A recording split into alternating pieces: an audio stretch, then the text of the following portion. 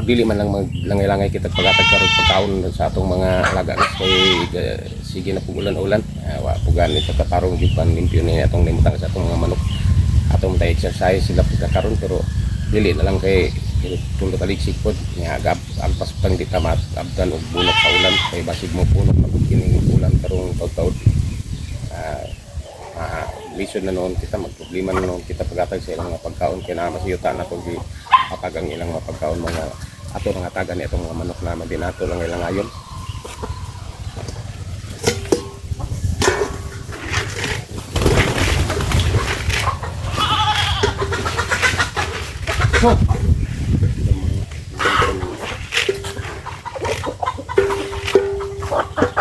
Orang giilog-ilog na pag limpyo ning dapit nga atong mga pakanan karon kay gahapon wala lagi pagkakapanilig kanila ini kay ulan mapud gapon sa hapon. Lisod ba kita panilig og mag-ulan kay kanang mga ugaw nila manapot man pusyuta.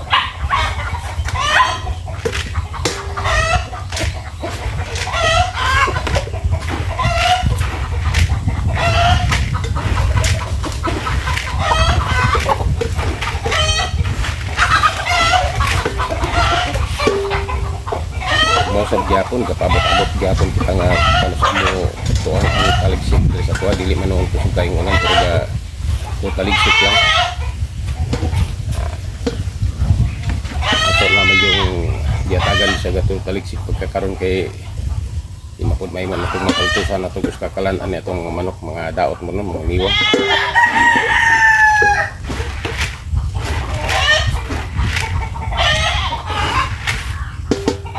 Atong giagpas nini nga makapudot ko kita itlog aron na po kita magamit sa inadlaw-adlaw na to nga panggamiton nga mga itlog dili na kita magpalit og tindahan kaya ato yung busgon permi ni atong mga manok.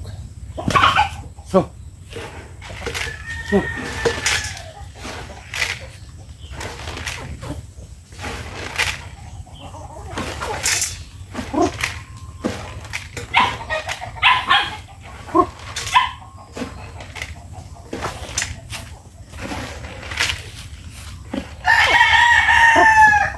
na iban pa natong mga manok nga wala karon mo ambak gikan sa ilang gitlogan kay umilitrog na sila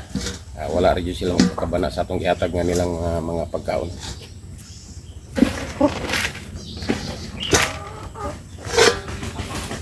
Purat na ang atong gihatag kanila guys dali ra kayo pero diya pa diri sa yuta nga atong itsahan sa mga pagkaon kanila ato sa alagad-alagaron sa nato sila usan nato sila biyaan kay mag bunala na yung pudila pang bunalan ng mga daog nila o labi ng mga gagmay pa nila bunay noon napinungdan nga magkasakit ang atong mga manok ato sang alagad-agaron nato atong usa nato biyaan diri sa ilang gikanan.